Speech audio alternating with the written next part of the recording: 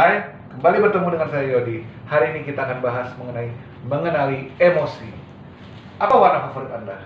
Merah atau hijau? Apapun jawabannya, masing-masing orang memiliki warna kesukaannya atas dasar alasannya masing-masing. Kemudian, apa yang Anda rasakan jika berada dalam ruangan ber-AC yang dingin? Apakah akan berbeda rasanya jika Anda berada di bawah terik sinar matahari pada jam 12 siang?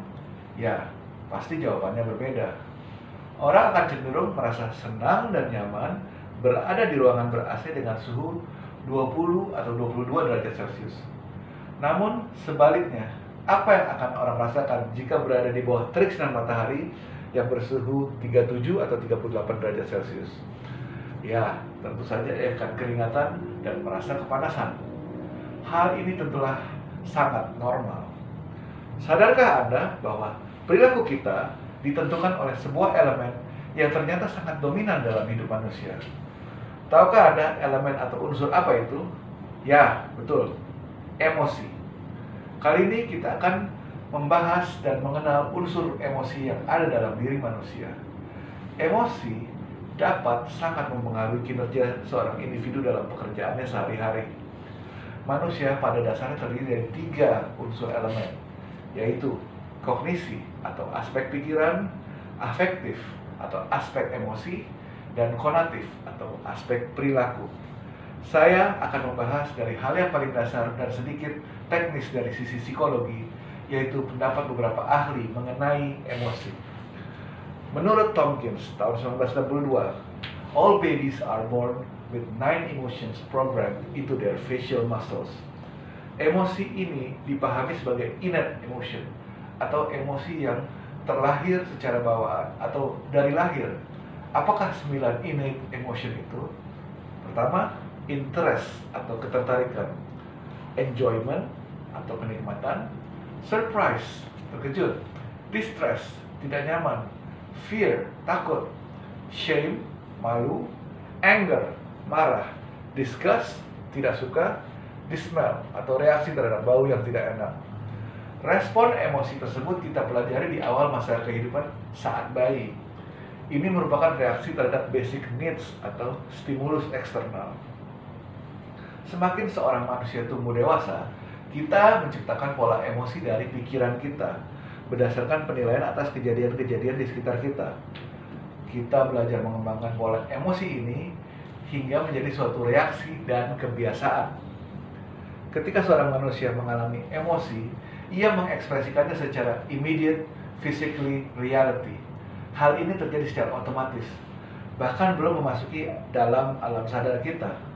Dikarenakan hal ini menstimulasi aspek physical reality.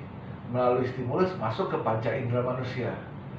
Kita mengalami kondisi emosi karena mengalami kontak langsung dengan physical reality yang terpicu melalui panca indera kita. Menurut seorang ahli penelitian di bidang kognitif emotif, Richard Lazarus tahun 1991, ia menggambarkan emosi sebagai hubungan sebab akibat. Menurutnya, there are always about the person-environment relationship. Emotions have valence, negative or positive, hot or cold. Emotions never neutral.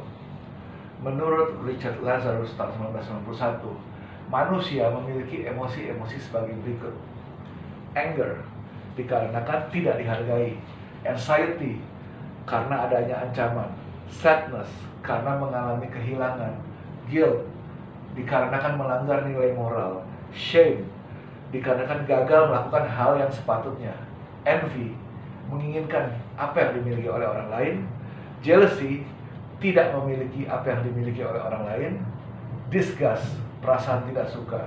Hope, menginginkan hal yang lebih baik. Happiness, menerima kemajuan atau sebuah tujuan. Pride, merasa lebih bernilai.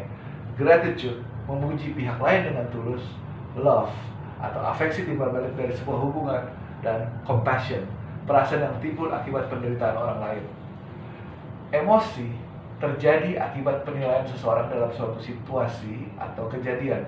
Dalam hal ini, sebuah external stimulus. Semua emosi tersebut sudah tersimpan dalam otak kita.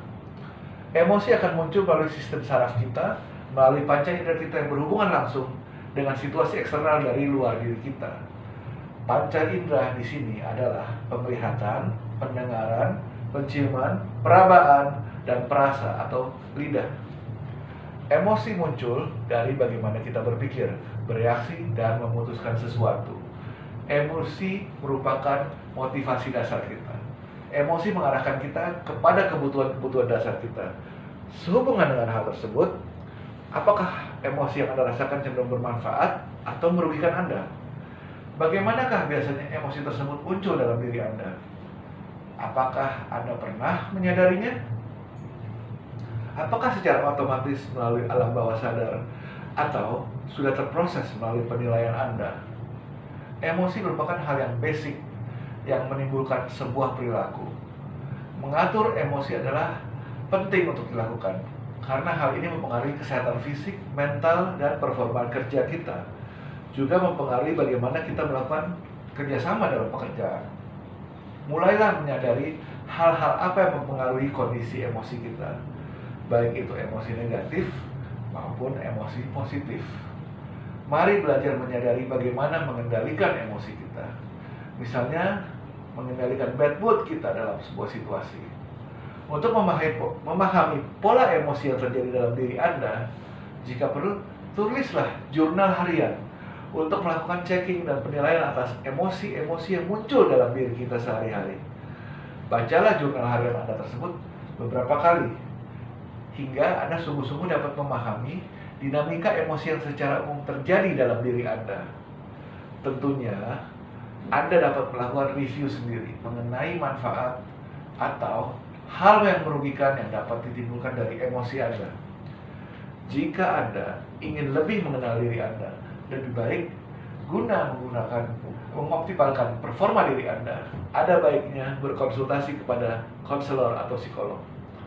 Semoga hal ini dapat memberikan insight dan manfaat bagi Anda untuk mengenali diri Anda lebih baik lagi.